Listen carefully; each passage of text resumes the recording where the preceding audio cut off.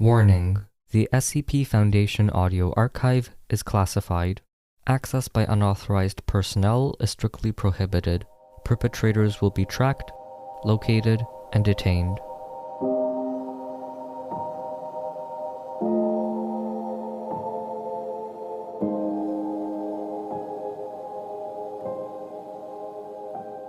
A fly.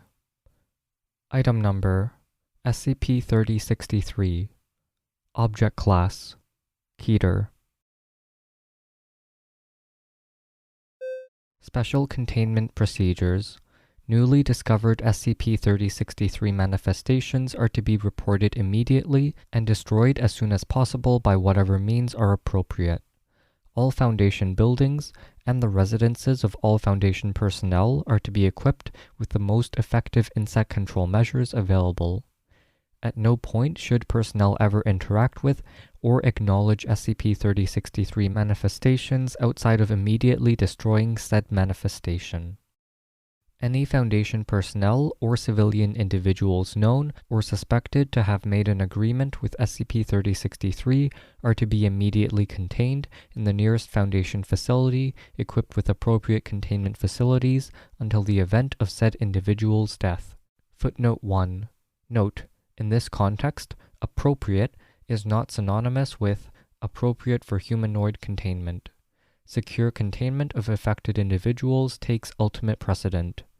All other concerns, be they for comfort or otherwise, are secondary.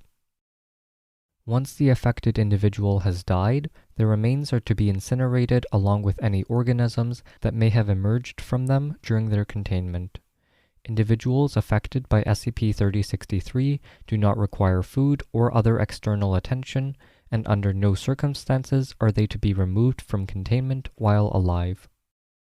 If affected individuals are unable to be contained for any reason, every effort should be made by Foundation operatives to kill said individuals before the event of their natural death.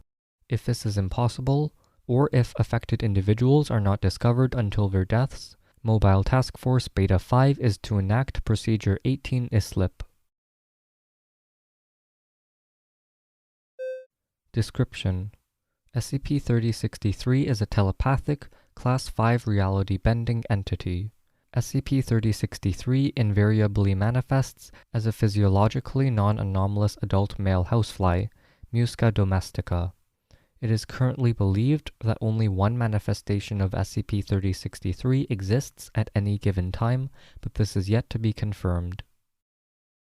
Manifestations are to be considered destroyed when they have sustained damage that would be sufficient to kill a non-anomalous housefly, after which SCP-3063 will manifest elsewhere on Earth. No manifestation event has been observed as of yet, and it is not currently known whether SCP-3063 manifests as an entirely new individual housefly or simply inhabits the body of an existing housefly. All SCP-3063 manifestations operate with a single goal, namely making an agreement with an individual. The terms of such agreement vary greatly, but almost always involve SCP-3063 promising an individual any single thing they greatly desire in exchange for an unspecified price. Such offers have included large sums of money, the love of other individuals, political power, and reality-bending ability. It is hypothesized that SCP-3063 reads the thoughts of its target to tailor an offer specific to them.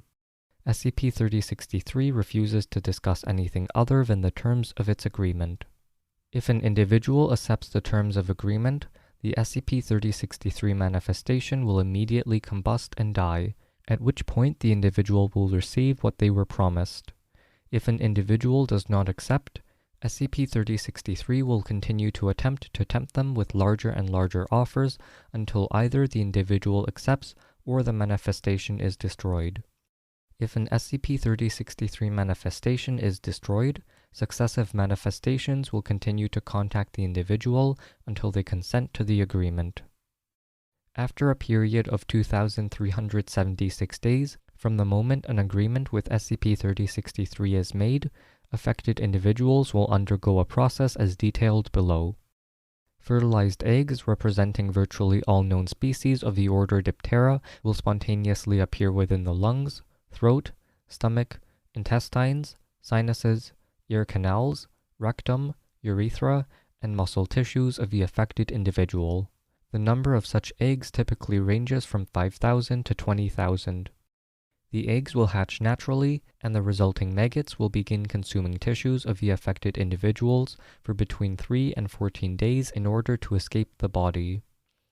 When this period has elapsed, the maggots will pupate and lie dormant.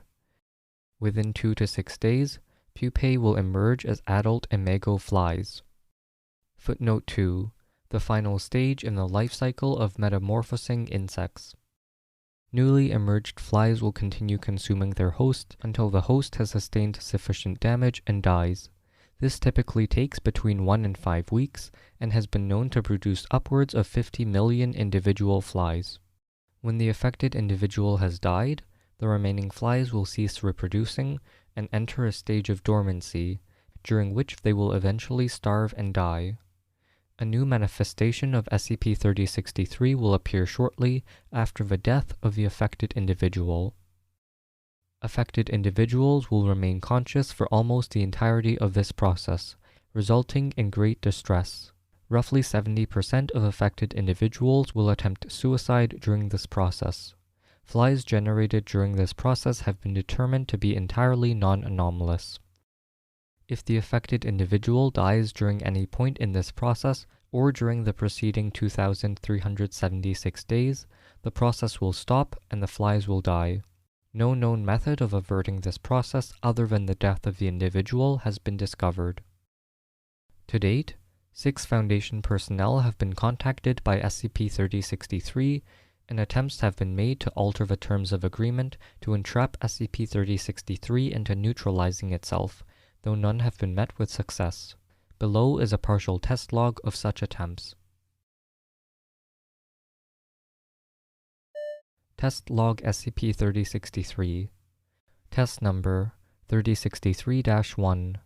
Tester, Senior Researcher Elizabeth Gao. Parameters: the death of SCP-3063. Result: SCP-3063 manifestation combusts. Eggs manifest within Dr. Gao 2,376 days after testing. Interpretation: SCP-3063 apparently interprets its death as a death of a manifestation. Test number 3063-2. Tester, Senior Researcher David Roberts. Parameters: the permanent containment of SCP-3063.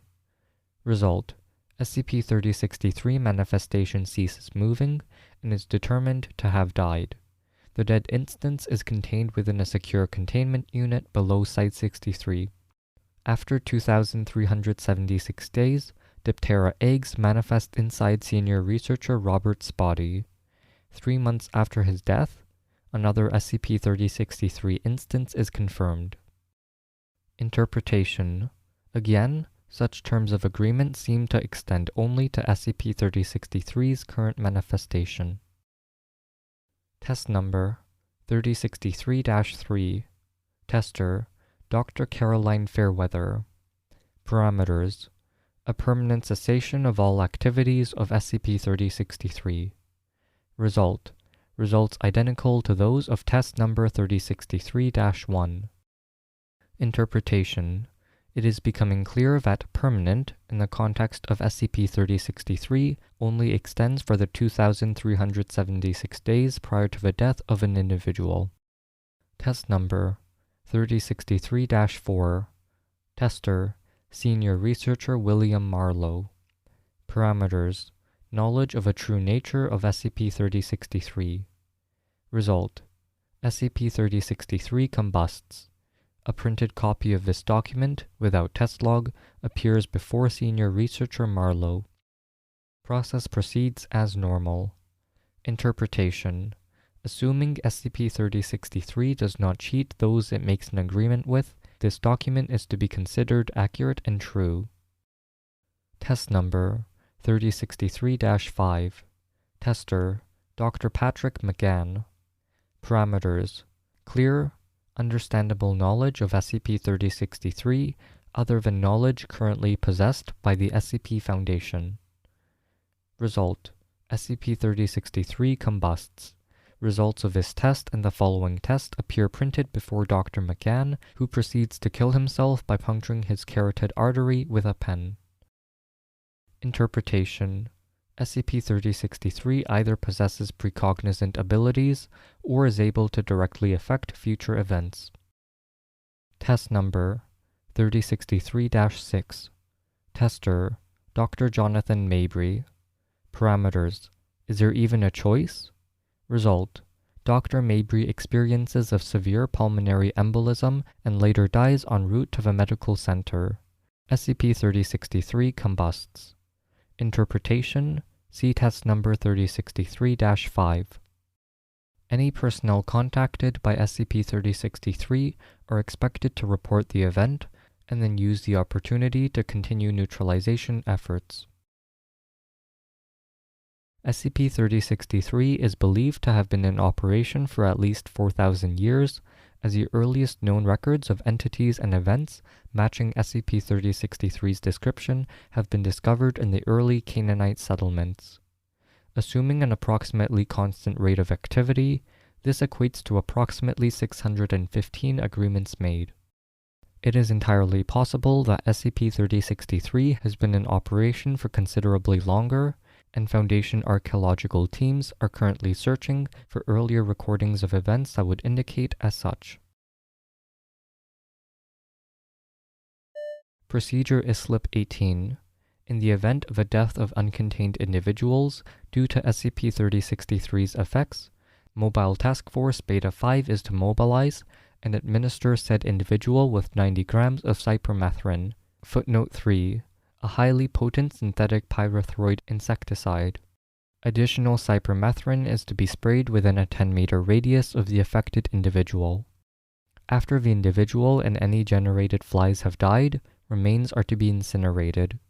Any civilian witnesses are to be given a regimen of Class A amnestics, and the area is to be closed to civilians for no less than 30 days under the pretense of a non-specific toxic spill.